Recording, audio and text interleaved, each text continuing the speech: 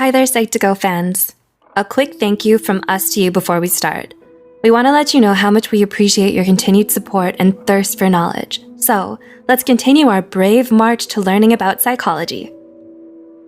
Fear. You felt fear. It's a dark night and you're watching a horror movie. You scream or jump a little when a scary scene comes up. Or you're plunging down the big drop on a roller coaster and your palms are sweating while you yell from the thrill. We're not talking about that kind of fear. Sometimes, fears become excessive and irrational to the point where we can't function normally. The intense worry and avoidance caused by these fears can interrupt day-to-day living, causing panic when that fear is encountered.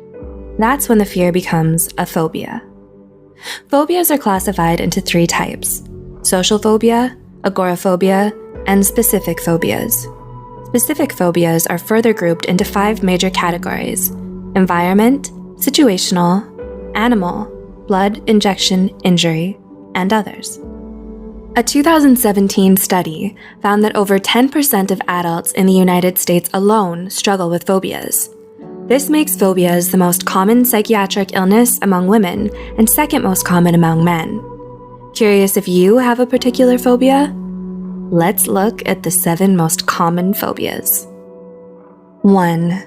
Arachnophobia, the 8-legged nightmare. Currently, the most common phobia in the world is arachnophobia, which is the fear of spiders. This phobia affects 3.5 to 6.1% of the global population, meaning around 300 to 400 million people are affected each year. Women are twice as likely to have arachnophobia when compared to men. However, 55% of people may harbor some fear of spiders, just not a full phobia. Researchers Oman and Maneka believe that arachnophobia may be rooted in our evolution.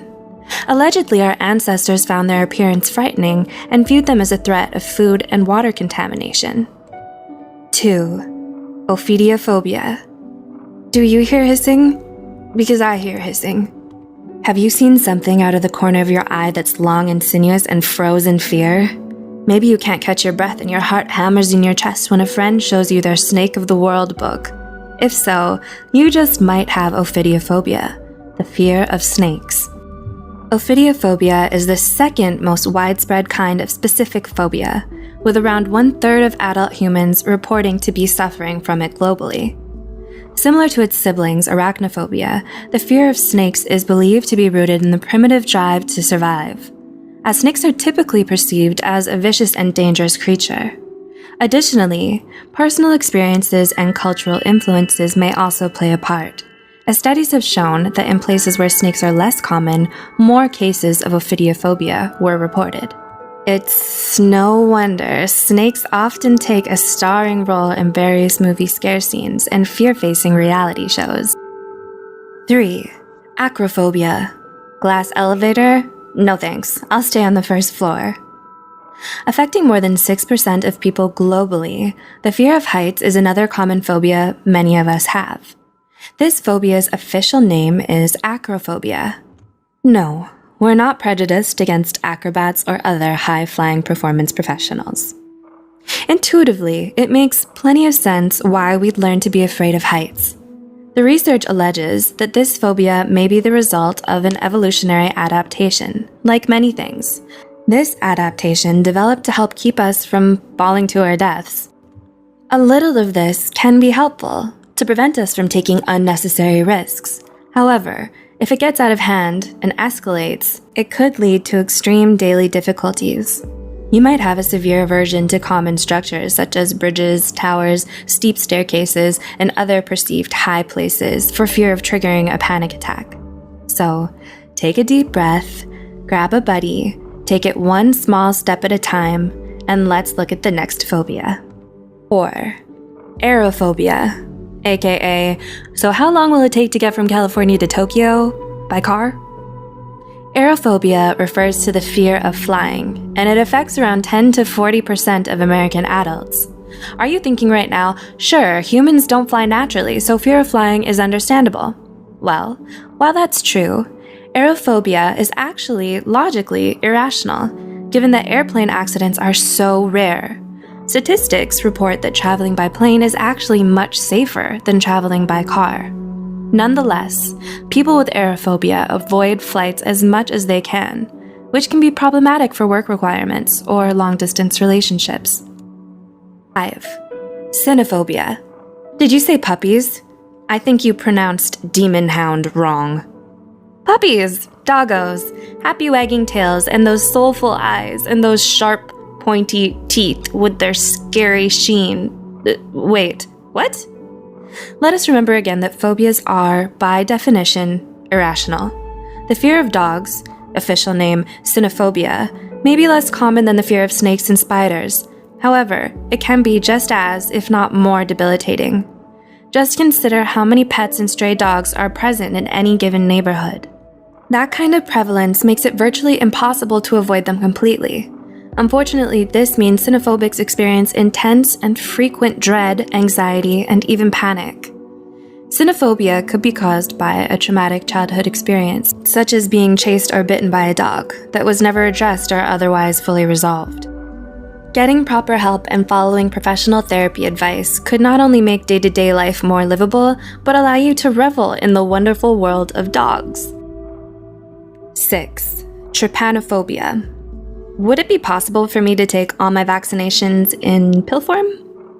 Next up, we have trypanophobia, the fear of injections.